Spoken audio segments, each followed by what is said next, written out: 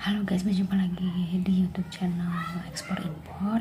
Oke, jadi di video kali ini di channel ini akan membahas seputar bagaimana caranya untuk mengimpor barang dari luar negeri ke Indonesia dari berbagai negara. Ada dari China, Singapura, United Kingdom sampai di Amerika pun. Di sini aku akan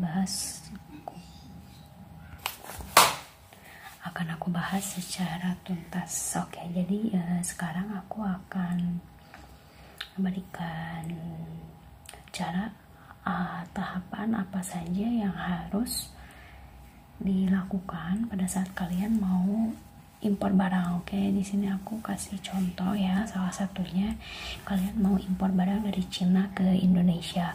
Oke, di sini aku rekomendasikan beberapa aplikasi, mulai dari cara bagaimana kalian mencari supplier dari luar negeri sampai terus cara pengiriman barangnya, yaitu pemilihan forwarder sampai barang tiba di Indonesia. Oke, jadi sekarang ini aku ada rekomendasikan beberapa aplikasi ya untuk melakukan kegiatan import dari Cina ke Indonesia. Pertama itu kalian bisa cari referensi buyer seller dari aplikasi Alibaba. Ya, kalian bisa search di sini Alibaba. Oke.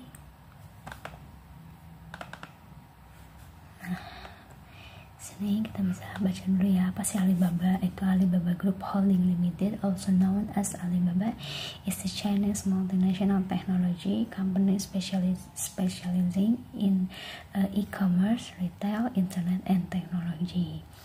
Jadi dia ini udah masuk dalam kategori perusahaan go public ya guys di Cina-nya. Dan ini ditemukan pada tanggal 4 April 1999 di Hangzhou, China. Ini miliknya perusahaan Jack Ma. Oke, untuk si aplikasi Alibaba ini tuh dia lebih ke seller yang menjualnya itu partai besar dalam jumlah kuantiti yang sangat besar. Ya, di sini kita bisa lihat. Oke. Di sini kalian bisa impor produk apapun, di sini tersedia ya. Nah, misalkan kalian sebelum melakukan usaha kan pasti kalian research dulu nih, produk apa sih yang mau kalian impor dari luar negeri ke Indonesia. Misalkan produk kebutuhan rumah tangga, misalkan sini kita mau searching misalkan ya piring.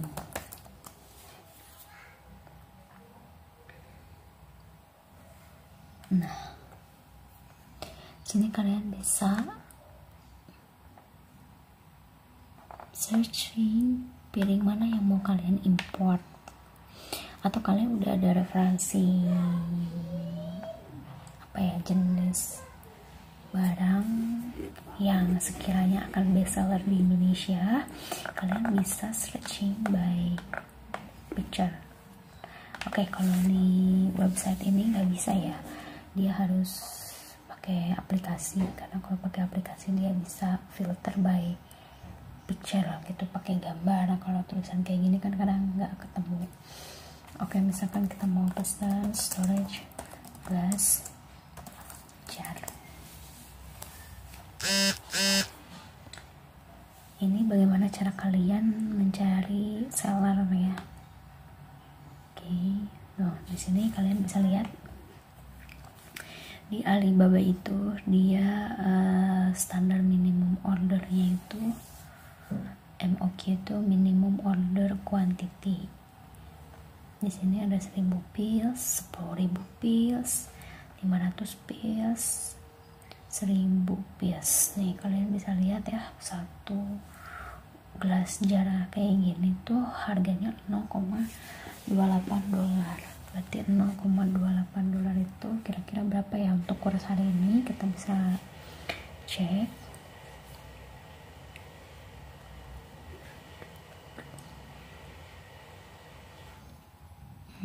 Jadi kita bisa 0,28. Jadi harganya itu tergantung. Kalau di Alibaba itu karena dia pengirimannya udah sampai ke Eropa, sampai ke Amerika, jadi dia pakai kurs dolar ya guys. Nah ini untuk harga gelas jadinya itu minimum order 1000 piece itu di harga Rp4.169,84 ya. Di sini kalian kita bisa coba klik.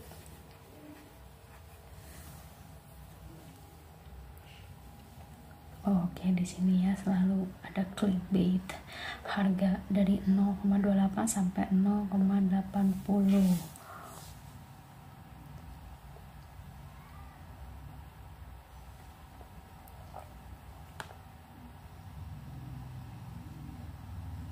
Oke, jadi ini tuh manufakturnya kita bisa lihat ya. Ini bukan di Cina tapi ini di Jepang. Seiko Plus Co Ltd. Jadi Alibaba itu berbagai dari supplier seluruh dunia, bukan hanya dari Cina aja guys. Dari seluruh penjuru dunia pun ada sellernya di Alibaba. Kalau mau seller khusus di Cina, manufaktur Cina itu ada aplikasi khusus lagi seperti Taobao atau 1688. Oke, jadi karena kali ini aku bahas dulu satu-satu ya mengenai aplikasi di Alibaba. Ini dia lebih universal.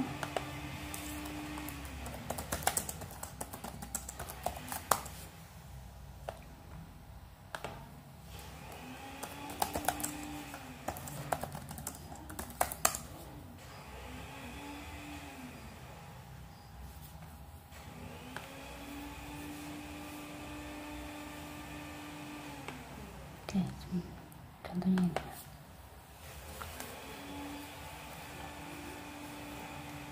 Nah ini kita bisa lihat ya, Zhongzhou Changhong Packaging Matter, ini manufakturnya dari China.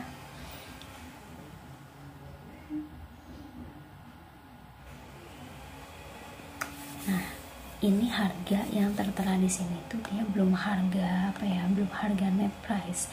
Kalian masih bisa melakukan negosiasi, bisa langsung chat sama suppliernya untuk negosiasi harga, atau mungkin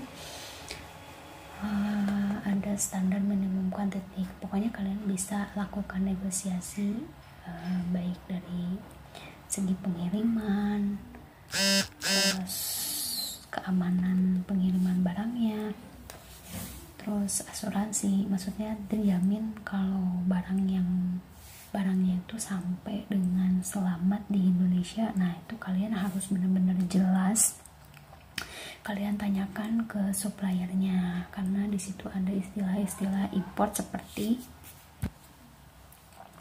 Nah jadi ada beberapa dokumen atau istilah-istilah yang harus kalian pahami untuk kalau kalian mau import produk dari luar negeri ke Indonesia, seperti diminta nomor COO-nya, Certificate of Origin, karena kalau kalian mau import di jalur yang hijau atau di jalur resmi itu benar-benar kelengkapan dokumen seperti packing slip, invoice, delivery order, terus certificate of origin, sampai kalian bayar pun itu harus harus menggunakan mata uang lokal dari negara yang mau kalian negara asal manufaktur tersebut. Misalkan tadi kita pilih manufaktur di Cina ya, kita harus melakukan pembayaran dengan mata uang yuan gitu. Meskipun tadi di Alibaba-nya itu dia menggunakan kurs US dollar, tapi tetap nanti kita minta dokumen ke sellernya itu dengan mata uang yuan gitu. Nah sekarang kan banyak banget tuh jasa-jasa pembayaran ya, biasanya itu tersedia di beberapa forwarder juga menyediakan jasa tersebut ya. Oke, di sini kita bisa lihat ya, salah satunya itu ada Certificate of Origin. Nah, Certificate of Origin itu fungsinya untuk apa sih Kak? Oke, ini adalah merupakan sertifikasi barang yang di dalamnya menyatakan bahwa barang komoditas impor tersebut tuh layak untuk diimpor dan mendapatkan pengurangan tarif bea masuk. Jadi tarif pajak masukannya itu bisa gratis alias 0%. tergantung dari kerjasama dari kedua negara tersebut ya. Terus yang kedua itu seperti yang tadi aku bilang ya, faktor komersial. Faktor komersial ini ya berupa invoice guys ya, jadi kalian harus pastikan jumlah barangnya itu dengan invoice apa yang kalian bayar dengan invoice itu sesuai, karena kalau ada ketidaksesuaian dokumen nanti proses bea cukainya itu akan ribet dan akan berpengaruh terhadap nilai pajak ya yang akan kalian bayar gitu. Oke, terus di sini ada embargo. Embargo itu merupakan instruksi dari pemerintah yang membatasi perdagangan atau pertukaran barang tertentu atau negara tertentu. Oke, jadi di sini ada embargo. Jadi kalau misalnya ini sih lebih ke kebijakan, ini bukan urusan ranah kita ya, tapi ini urusan kerjasama antar kedua negara tersebut. Kalau misalnya ada perselisihan dalam hal politik seperti yang sekarang ini yang sedang berlangsung antara Rusia dan Ukraina, dan proses ekspor impornya itu jadi agak sedikit melambat, ada karena dikenakan sanksi ya, jadi itu pun sangat berpengaruh ya, kondisi politik secara global atau kerjasama ke antar dua negara tersebut itu sangat berpengaruh. Oke, yang keempat nih ada packing list, yang seperti yang tadi aku bilang ya, dokumen itu berupa packing list. Packing list itu daftar yang menerangkan secara rinci ya barang yang akan kita ekspor, mulai dari nomor kode barang tersebut,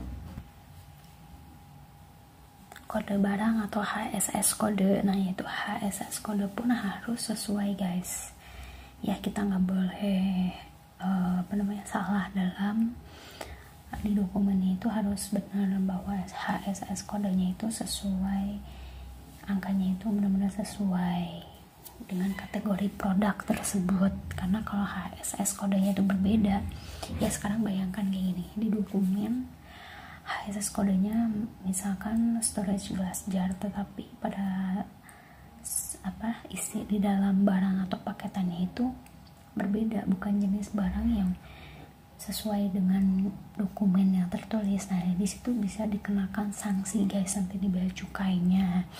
Pokoknya nanti urusan custom clearance-nya itu jadi enggak lancar, prosesnya nanti ribet lagi ya. Jadi itu pun harus satu hal yang harus kalian perhatikan ya. Nah terus untuk ngecek HSS kodenya di mana nih Kak? Nah sekarang pertanyaannya gimana nih Kak kalau kita mau ngecek validitas untuk HSS kodenya? Oke, di sini aku kasih tahu kalau kalian mau ngecek HSS kodenya itu kalian bisa search langsung di websitenya ya,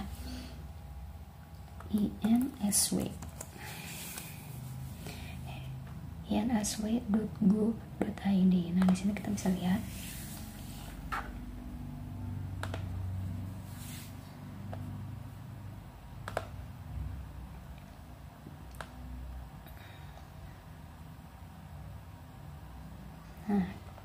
nanti kalian bisa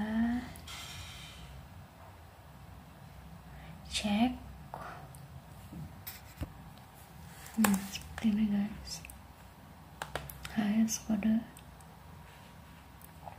Nah ini nanti kalian tulis aja ya langsung di sini, minta ke sellernya. Kalau kalian sekarang udah fix barangnya mau itu, kalian minta HS kodenya ke seller, terus kalian input di sini kodenya apakah itu termasuk barang lartas atau tidak.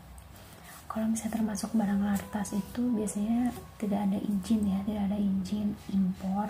Seperti barang lartas itu seperti misalkan barang bekas ya, itu ada, bisa sih sebenarnya ya barang-barang bekas, cuman kalau pakai pilih jalur resmi rasanya itu sulit untuk diimpor, jadi itu harus pakai jalur jalur borongan atau jalur merah, itu baru bisa diimpor.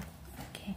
Setelah kalian pastikan bahwa jenis barangnya itu bukan barang lartas, nah kalian negosiasikan harganya, lalu diminta data seperti sertifikat of origin-nya. Kalian minta ya itu biar dapat apa ya, diskon. Bea masuk kan lumayan tuh kalau misalkan kalian belanja untuk misalkan barang tadi itu sekitar $1.000 misalkan ya. Biasanya tuh pajak bea masukannya itu sebesar 5%, berarti sekitar $150. Nah kalian tuh bisa hemat pajak bea masuk sebesar $50. Oke, dilihatnya itu dari jumlah. Untuk pajak bea masuknya itu dilihat dari total jumlah nilai barang tersebut ya, tidak termasuk dengan biaya ongkos kirim, itu nggak termasuk guys. Jadi benar-benar yang dihitung tuh dari total nilai jumlah barang. Nah setelah kalian minta HSS kodenya, terus sertifikat of origin, terus tadi data packing slip, invoice, biasanya purchase order juga itu penting. Di sini ada advance payment, metode pembayaran dengan pembayaran cash terhadap importer terlebih dahulu. Nah, jadi advance payment seperti yang tadi aku bilang. Kalau di jalur resmi itu kita harus ada bukti pembayaran. Kalau misalnya kita bayar, kalau misalnya kita beli di manufaktur di Cina ya kita harus membayar dengan menggunakan mata uang yuan. Oke.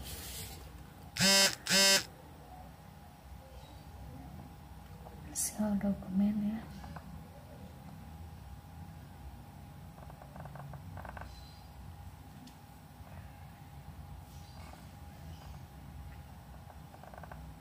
Oke, di sini banyak banget. Udah terus set purchase order. Nah, sekarang aku akan runutkan ya dokumen apa aja yang dibutuhkan kalau kalian mau impor di jalur resmi. Maksudnya apa sih kak di jalur resmi dan non resmi? Jadi kalau di jalur resmi itu kita melakukan kegiatan impor dan itu langsung kita bayar pajaknya itu ke negara guys ya. Jadi di situ nanti kalian ada buktinya bahwa nanti yang akan membayar pajaknya itu kita sendiri langsung. Sekarang kan untuk bayar pajak impor tuh banyak banget ya guys, bisa melalui kantor pos, dan di kantor pos pun sudah bisa melakukan bayar pajak impor melalui online gitu. Oke, pertama itu dokumen purchase order, kedua packing list, ketiga invoice, terus certificate of origin, bukti pembayaran, delivery order. Sudah segitu ya guys dokumen yang diperlukan pada saat kalian mau melakukan kegiatan impor secara resmi ya. Nanti kita bayar pajaknya itu nanti akan dinotif sama jasa forwarder kita, atau mungkin biasanya nanti ada SMS dari kantor pos Indonesia bahwa ada pengiriman barang atas nama kita harus membayar pajak sekian. Nanti kita setelah bayar pajak baru mereka akan memproses barang kita lebih lanjut untuk sampai ke alamat tujuan. Nah pertanyaannya, bisa nggak sih kak gitu kalau kita mau melakukan impor langsung dari Cina ke Indonesia dengan nama pribadi atau harus menggunakan PT? Oke, jadi dua-duanya sebenarnya bisa ya. Kalian mau melakukan impor atas nama individu bukan atas nama PT, tapi kalau di jalur resmi itu kalian harus pinjam jasa under name. Nah biasanya nanti si forwarder itu dia menawarkan jasa under name, dan itu biasanya ada yang dikenakan fee, ada yang gratis. Jadi tergantung forwarder yang kalian pilih. Cuman untuk rata-rata jasa forwarder itu tarifnya sekali kalian melakukan impor itu disewa. Jadi kalau under name itu kita meminjam nama PT lain gitu untuk melakukan kegiatan impor ya, jadi bukan atas nama kita secara langsung. Atau kalian mau pengen di jalur resmi dan atas nama pribadi, nah kalian harus melakukan perizinan guys ya di sini. Nah kalian harus melakukan perizinan import. Nah data yang dibutuhkan itu apa? Biasanya KTP, NPWP gitu. Kalau atas nama pribadi ya bisa, cuman ya prosesnya harus agak ribet gitu. Proses impor secara resmi itu memang ribet guys, cuman memang akan ada banyak benefitnya. Pertama, benefit yang kalian dapat itu dari segi durasi. Sekarang di jalur resmi itu dari Cina ke Indonesia itu bisa nyampe 2 minggu sampai ke tempat tujuan. Ini dengan asumsi kalau dokumen semuanya lancar ya guys. Kalau misalkan dokumen kalian ada masalah atau ada ketidaksesuaian antara barang yang dikirim dengan dokumen yang seller kirim, dan itu akan bermasalah juga nanti di custom clearance-nya, dan itu pun akan mengulur waktu yang cukup lama ya. Tapi paling cepat itu kalau di jalur resmi itu 2 minggu. Di jalur ini pengiriman jalur laut ya guys, jalur laut, jadi dia tuh ini termasuk kategori yang cepat ya, dibanding kalau kalian pakai jasa forwarder yang borongan gitu. Kalau borongan gitu tuh lebih lama ya, maklum lah ya, mereka melakukan kegiatan impor di jalur ya ilegal gitu. Di jalur kita ilegal dan legalnya nggak tahu sih ya, karena kan tidak ada, biasanya forwarder itu tidak melampirkan pajak yang kita bayar. Mereka tuh nggak lampirkan hal itu. Jadi soal mereka bayar pajak enggaknya ke negara ya kita nggak tahu, karena tapi biasanya forwarder mengklaim ini sudah termasuk pajak, tetapi mereka tidak menyertakan atau melampirkan laporan pajaknya ke kita. Jadi ya itu masih abu-abu lah ya, itu yang tahu cuman bagian forwardernya aja. Tapi kalau misalnya kita di jalur resmi itu kita tahu, kita yang bayar sendiri, bahkan billing pajaknya juga jelas berapa persennya gitu. Jadi itu yang membedakan antara di jalur resmi dengan yang tidak itu. Nah untuk pengiriman ini kalian bisa pilih ya, kalian mau di jalur laut atau mau di jalur udara. Cuman ya di sini sih menyesuaikan ya. Kalau kalian impor barang dengan jumlah kapasitas yang banyak dan besar ya, aku rekomendasikan kalian melakukan pengiriman di jalur laut.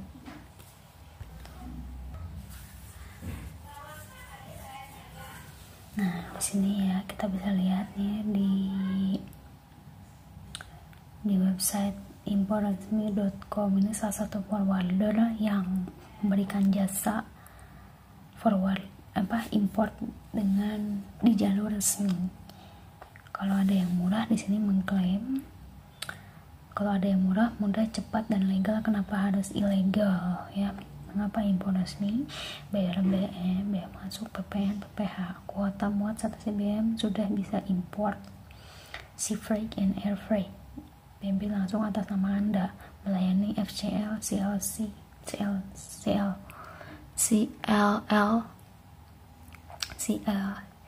LCL, konsultasi gratis. Nah, di sini special offer in 2021 start from 2 juta per CBM. Oke, jadi nah untuk jalur laut itu atau sea freight, dia bisa kayak kita mau sea freight mulai dari 1 CBM. Nah ukuran paket dari 1 CBM itu 1000 cm ya, 100 guys,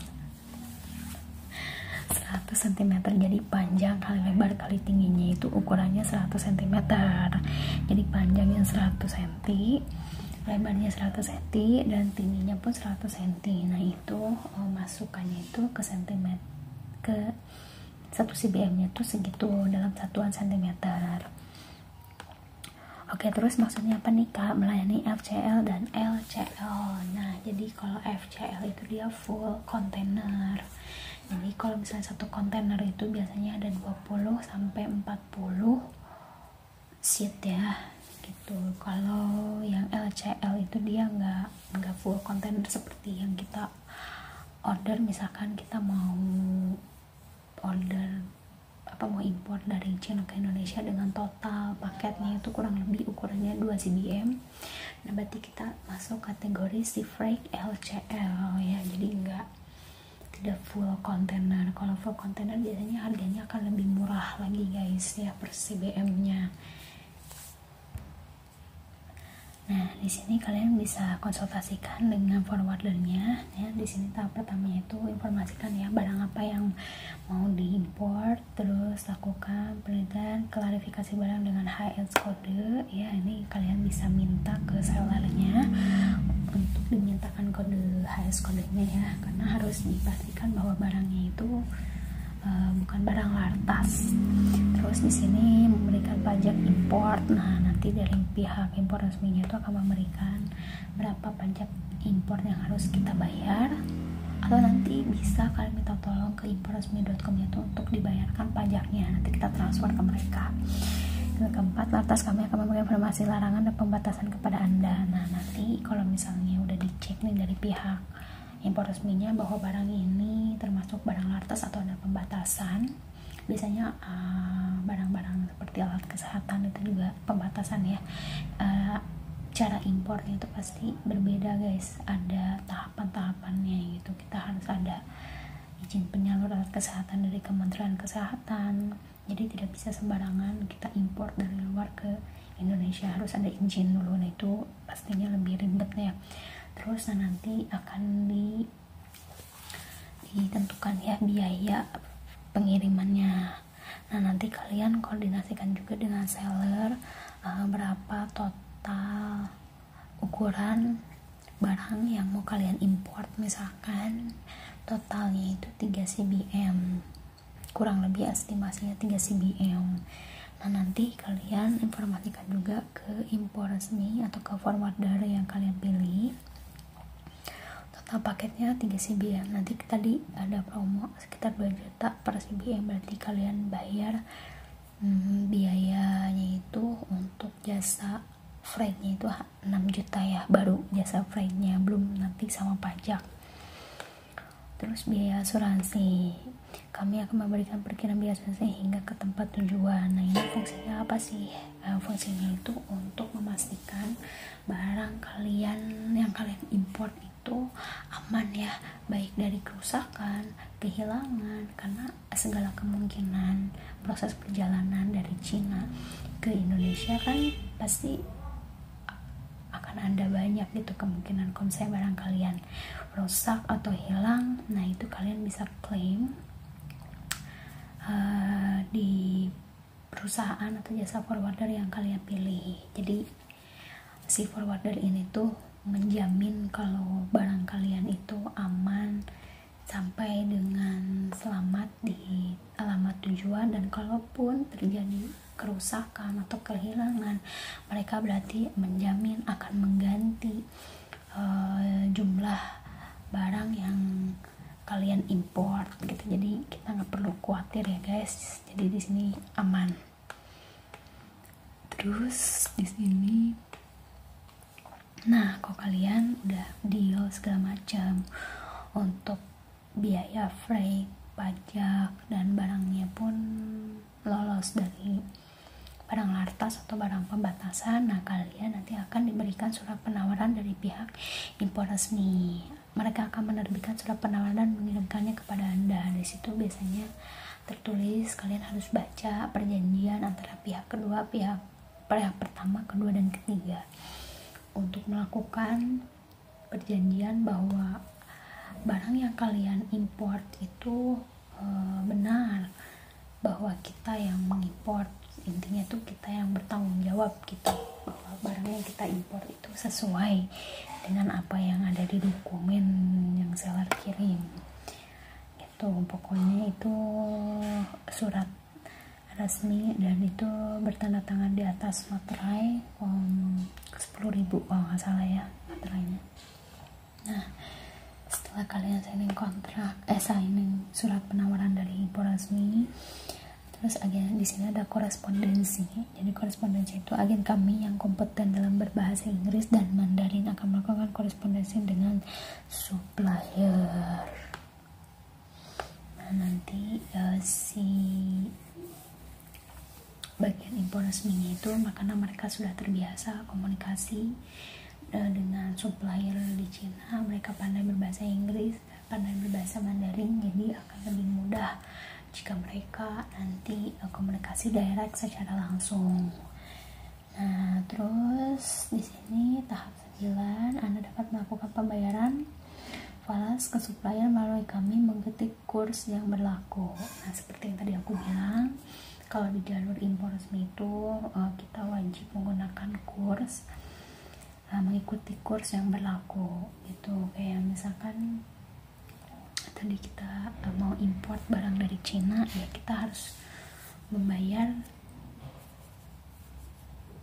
ke supplier itu sesuai dengan kurs saat ini.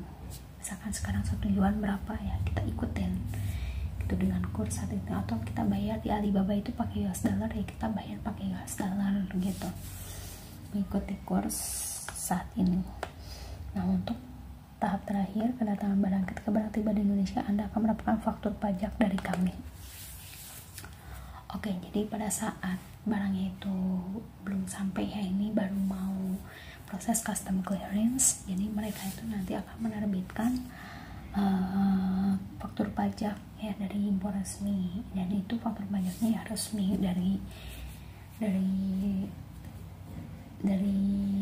apa namanya, dari bea cukai gitu. Di situ kita melakukan pembayaran, kita mau bayar secara langsung atau titip ke forwarder pun itu bisa ya guys. Kalian tinggal koordinasikan aja dengan forwarder yang kalian pilih. Nah, di sini ya tuh, ini proses gambarannya ya. Kalau misalnya kalian mau impor dari Cina ke Indonesia,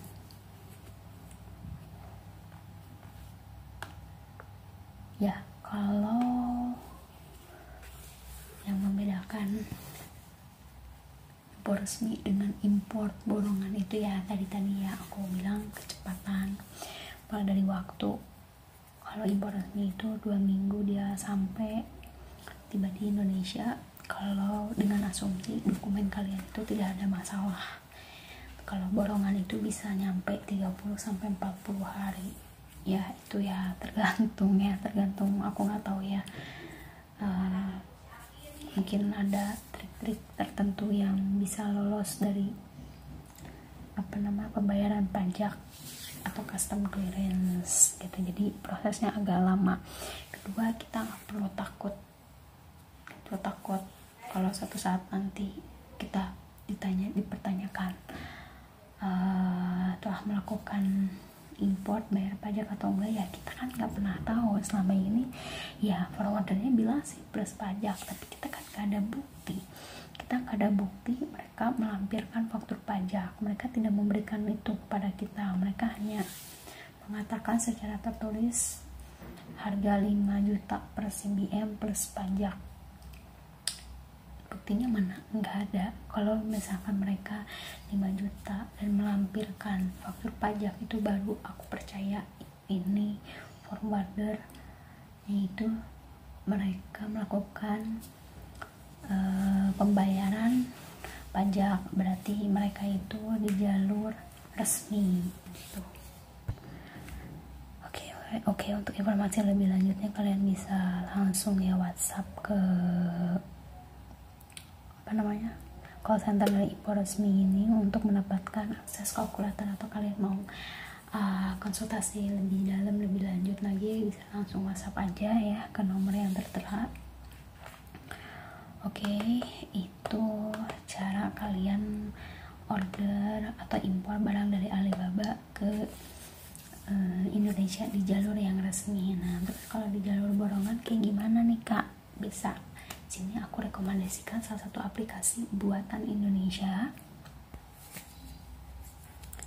Nah, tadi kan aku sudah menginformasikan salah satu aplikasi yang bisa kalian carikan referensi untuk mencari supplier. Nah, sekarang ada aplikasi kedua, ini langsung ya marketplace lokal Cina, dan ini tuh benefitnya adalah dari segi harga mereka jauh lebih murah menurut aku ya dibanding di Alibaba. Kedua, MOQ-nya itu lebih kecil, minimum ordernya itu mereka itu lebih kecil, bahkan minimum order MOQ-nya itu minimal rata-rata 1 gitu.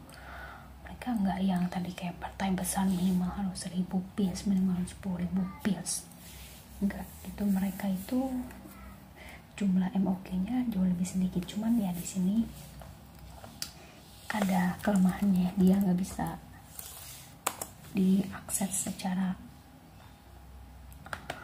kita tuh agak susah untuk mengakses aplikasi ini guys.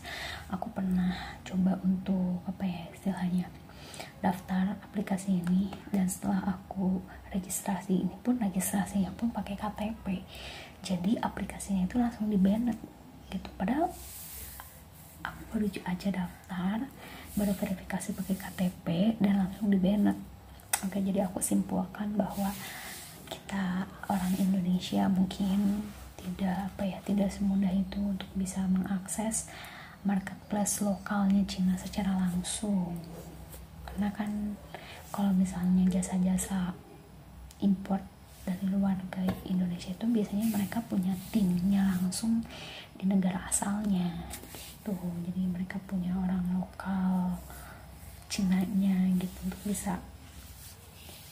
bisa koordinasi, makanya mereka bisa akses. Kalau kita ya terbatas gitu, malah di banned.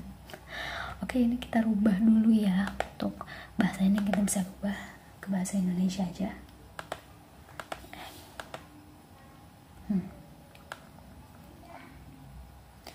Karena ini tuh kelemahannya dia bahasa Mandarin ya, jadi kita agak-agak ribet untuk convert bahasanya dulu ke bahasa Indonesia. Karena mungkin kalau bahasanya tadi Alibaba kan masih mending ya pakai bahasa Inggris gitu, sedikitnya itu kita masih bisa paham. Tapi kalau bahasa Mandarin ya, bagi kalian yang mungkin pintar bahasa Mandarin itu nggak ada masalah, tapi bagi aku ini masalah besar karena aku benar-benar nggak ngerti bahasa Mandarin. Nah, di sini kalian bisa search produk yang mau kalian import gitu dengan harga terbaik. Terus di sini masih bisa nego nggak sih, harganya bisa banget. Kalian masih bisa negosiasi sama suppliernya, tapi itu dia tadi, kalau mau negosiasi sama supplier ya kita harus punya akunnya dulu.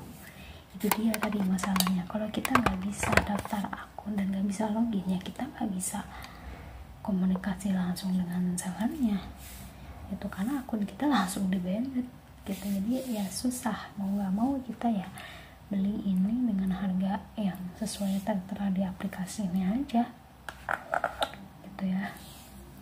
Oke, di sini aku kasih contoh tadi ya, kayak misalkan aku mau pilih storage plus jar.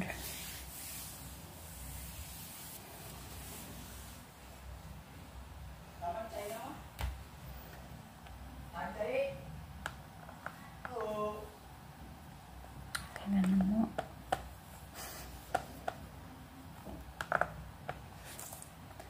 Oke, mungkin ini misalkan aku kasih contoh.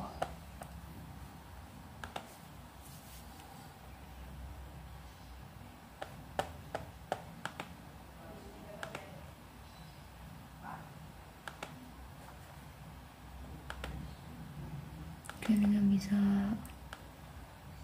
ini ya. Tuh dia minimum ordernya itu nih cuma 2 guys, dikit banget kan ya. Kembali lagi, kalau misalnya kita import dengan jumlah kapasitas barangnya sedikit ya, nanti yang mahalnya itu di ongkos kirimnya guys. Biasanya tuh ongkos kirim terkecil itu tuh ukuran paket terkecil untuk impor tuh 0,1 cbm. Berarti 0,1 cbm itu panjang kali lebar tingginya itu 100 kali 100 kali 10 cm. Lebih begitu, segitu ukuran paketnya ya. Nah kalau misalnya kita cuma pesen dikit ya mahal di ongkirnya dong. Kembali lagi ya, jadi semakin banyak kalian order quantity untuk import, nah itu tuh bisa menekan cost, terutama cost ongkos kirimnya gitu. Atau misalkan kalian mau import produk luxury kayak misalkan barang-barang mewah seperti handphone, ya itu mungkin masih worth it, lebih baik pakai jalur udara aja kalau handphone, kalau kalian cuman belinya nggak banyak gitu, karena itu kan punya nilai jual yang tinggi gitu kalau barang elektronik. Nah tuh di sini kalian bisa lihat ya, ini yang pakai mata uang lokal Cinanya ya, langsung dengan mata uang yuan. Tuh di sini minimum ordernya cuma 2.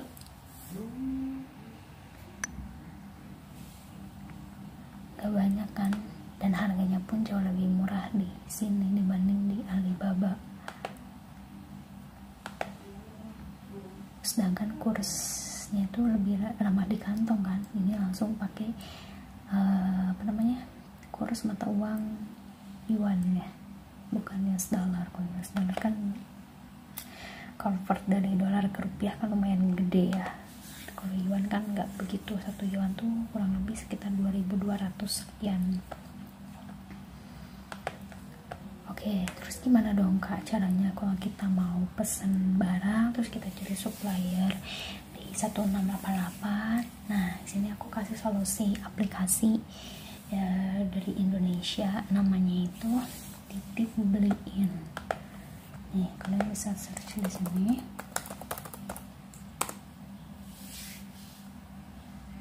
Oke, di sini kita baca dulu ya, pasti itu Titip Beliin. Jadi merupakan perusahaan rilisan satu pintu asal Indonesia yang menawarkan jasa titip produk dari e-commerce Amerika, China, Inggris, Hong Kong, Korea Selatan, dan Singapura. Jadi kalau kalian mau melakukan import barang dari berbagai negara yang tadi disebutin di Titip Beliin, nah kalian bisa import lewat si Titip Beliin. Oke, sekarang kita langsung ya ini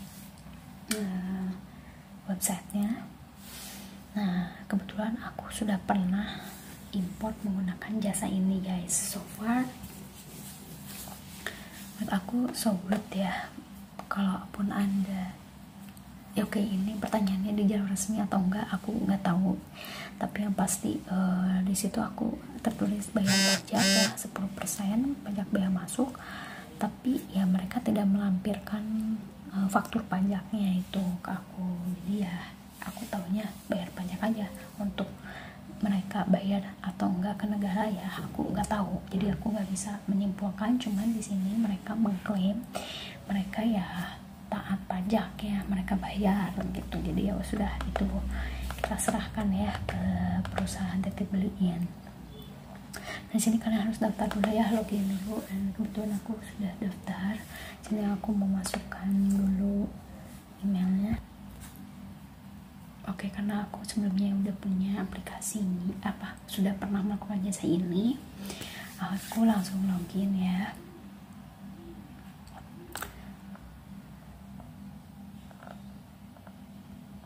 Nah di sini kalian pilih kategori produk apa yang mau kalian beli.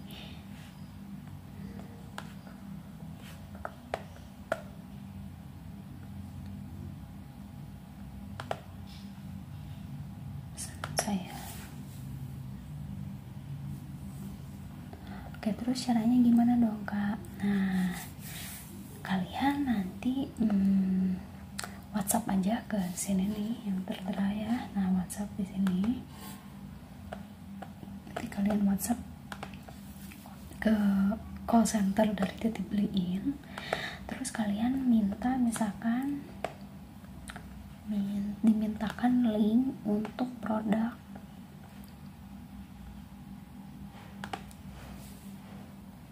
atau misalkan kalian malas carinya karena ini dia nggak bisa search kayak gitu guys.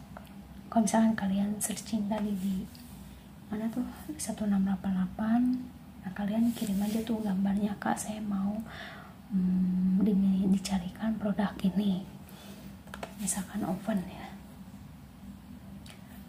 Nah kalian kirim aja foto si ovennya ini, nanti dari tim salesnya itu mereka akan kirimkan link.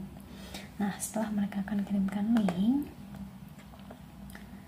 nah lanjut kita akan melakukan order. Nah kayak misalkan link, nah kalian tuh nanti bisa konsultasi dulu tuh sama tim salesnya. Misalkan kalian tadi mau order storage glass jar misalkan dari beberapa ukuran, nah kalian tanya, kak kalau misalnya saya pesen ukuran misalkan untuk kapasitas 2000 ml, 1000 ml itu biasanya 0,1 cbm itu muat berapa botol gitu. Nah nanti disitu mereka akan buat estimasi biaya pengirimannya. Nah untuk estimasi biaya pengirimannya itu mereka itu dibagi berapa ya,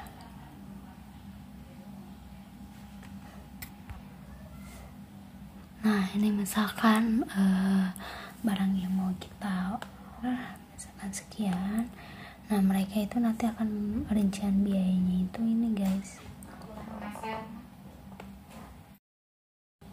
Nah dari sini aku mau review dulu dari pertama aku order barang itu atau aku check outnya itu tanggal 30 Mei 2022 ya. Di sini menunggu pembayaran, terus masih di tanggalnya sama karena aku sudah melakukan pembayaran, terus pesanan sedang diproses. Terus lanjut lagi ini ke 9 Juni ya, berarti jaraknya itu sekitar ya 9 harian. Pesanan sudah dibelikan, jadi dari pihak titik beli itu mereka sudah memberikan barang-barang yang sudah kita pesan. Terus pesanan dikirim tanggal 20 Juni, pesanan dikirim ke gudang Cina. Oke, jadi pada saat kalian sudah melakukan pembayaran ya, tadi pesanan diproses, pesanan sudah dibelikan, terus pesanan dikirim ke gudang di Cina. Nah tanggal masih di tanggal yang sama, pesanan sampai di gudang Cina. Oke, jadi seller sudah mengirimkan barang yang kita pesan ya ke gudang titik beli ini yang ada di Cina. Pesanan sampai di gudang Cina ya guys, ini di hari yang sama ya, cepet banget. Terus di sini 24 Juni pesanan dikirim ke Indonesia. Nah jadi barang kita itu udah mulai siap kirim nih ke Indonesia, siap landing ya. Terus di sini pesanan sampai gudang Jakarta 6 Juli. Nah pada saat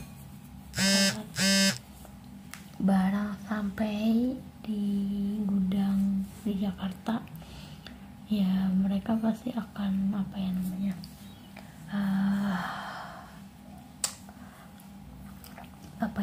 bukan custom clearance,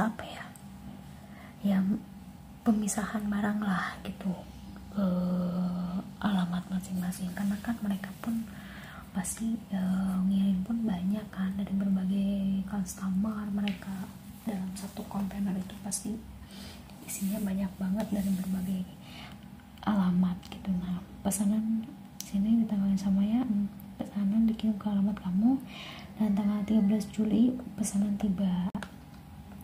Oke, di sini untuk rincian biayanya ya guys, di sini mereka tidak mencantumkan secara detail ya. Di sini total belanja produk itu 4.900.000 dan additional invoice. Nah di sini additional invoice terdiri dari pengiriman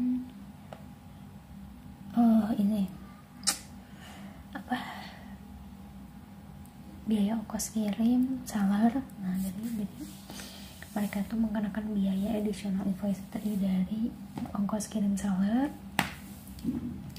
terus pengiriman internasional seperti tadi. Kalau kita pilih jalur laut ya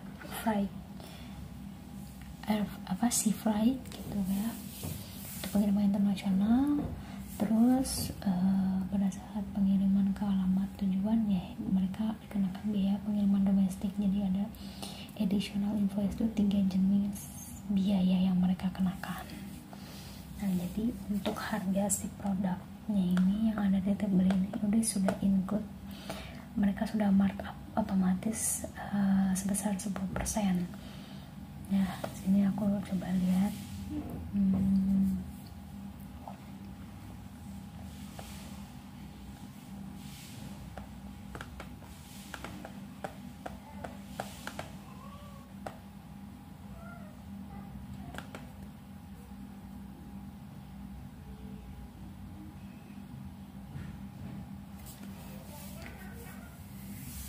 Nah ini kalau misalnya kita klik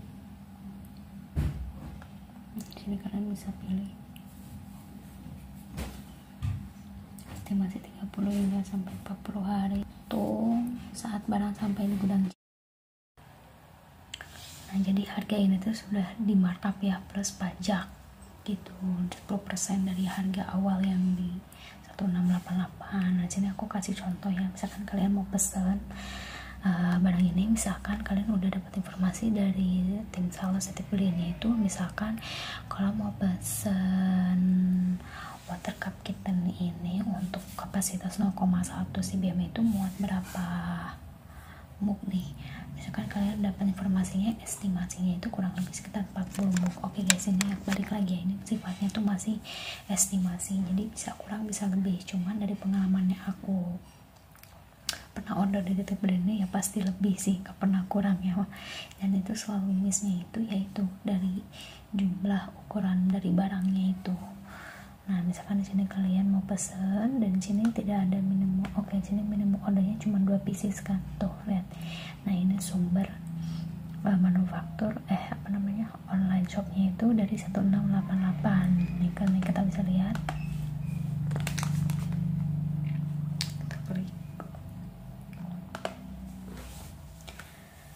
Nah 8 sampai 15,80 yuan. Sini kita coba kurs ya, yuan to EDR. Oke, 1 yuan tuh 2150. Di sini misalkan 8 yuan tuh berapa? Nah, sekitar 17.200.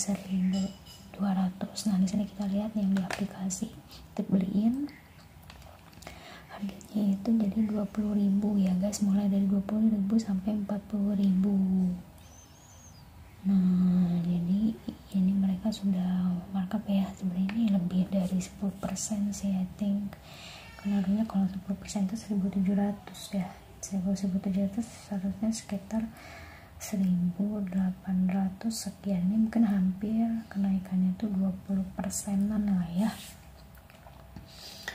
dari harga awal yang di 1688 ya. Oke. Dan kelebihannya dari si titip beli ini, dia udah pakai bahasa Indonesia lah ya, jadi semudah itu guys sekarang kalau kita mau impor produk dari luar negeri, seperti belanja di marketplace kan. Nah di sini ada berbagai warna ya, misalnya kita mau pesan yang warna apa nih,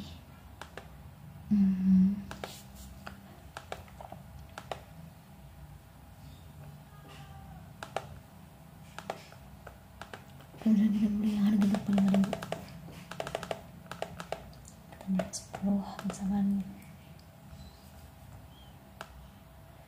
Nah ini harganya misalkan 205.000, atau mungkin kita langsung ya pesan dari saja misalnya sekarang 0,1 cbm nya itu muat 40 cup ya. Nah di sini total harga produk itu 822.620. Terus kita pilih pakai jalur laut aja ya. Nah di sini misalkan kita pakai jalur laut, nah di sini jalur laut estimasi sekitar 30 hingga 40 hari terhitung saat barang sampai di gudang Cina. Jadi estimasi 30 sampai 40 hari itu terhitung saat seller pengiriman dari seller itu sampai di gudang Cina, gudangnya si titip beliin yang ada di Cina.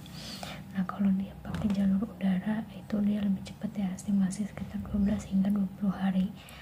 Sama juga ya, terhitung saat barang sampai di gudang Cina. Nah kalau jalur laut itu tarif per 0,1 CBM itu minimum ya 500.000.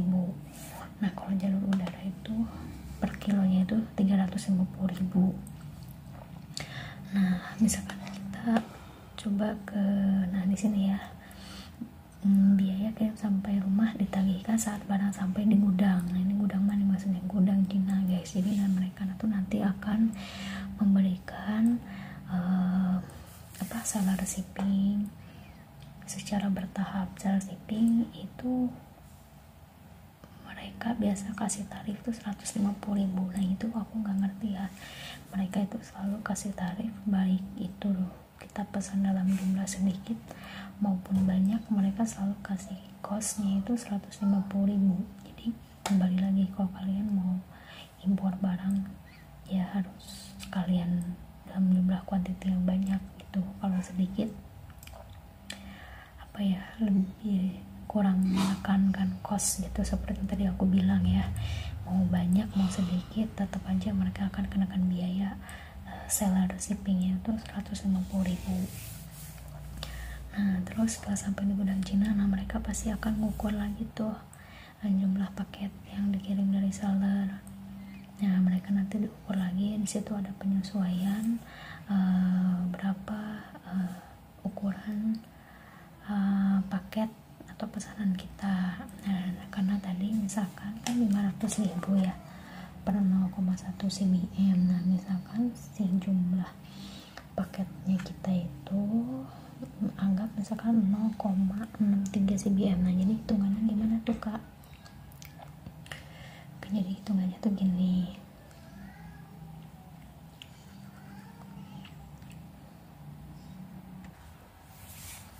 oke misalkan total jumlah paket kita itu misalkan 0,63 CBM ya.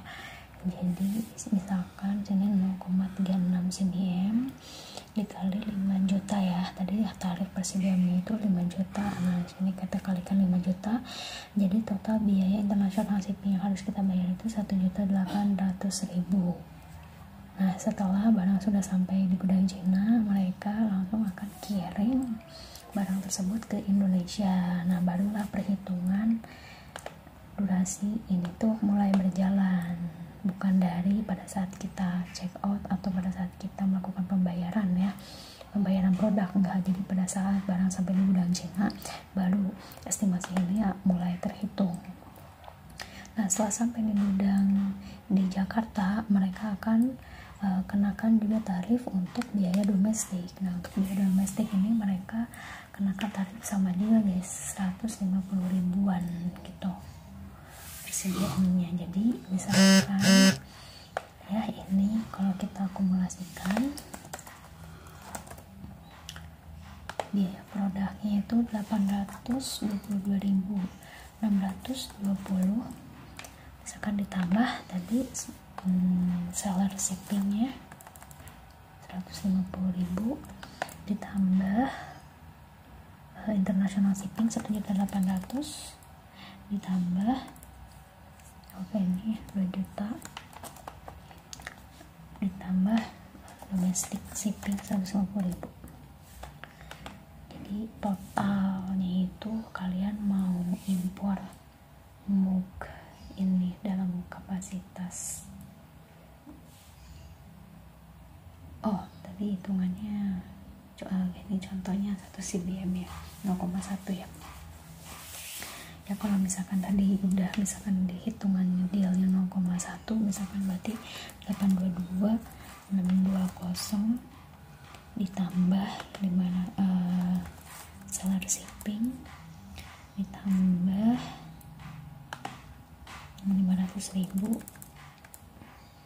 tambah domestic shipping 150.000. Nah jadi biaya yang kalian keluarkan itu 1.622.620. Oke misalkan ya 1.700.000 nih, tinggal kalian bagi 40 muk tadi. HP PP-nya itu jadi 44.315 per satu box, yang dari harga 20.000 ya tadi, 25 ribuan ya, ini ya benar 20.000 guys. Jadi HPP produknya itu 44.000 saat tiba di Indonesia. Oke, jadi perhitungannya itu seperti itu ya guys, dari jasa titip beliin. Nah, jadi mereka itu, jadi kita tuh benar-benar tahu beres saja, biar selebihnya tuh mereka yang atur. Jadi kita nggak ada sama sekali kesempatan untuk komunikasi dengan seller yang langsung di Cina, enggak. Jadi kita nggak perlu paham bahasa Mandarin, kita cukup komunikasi dengan tim sales dari titip beliin.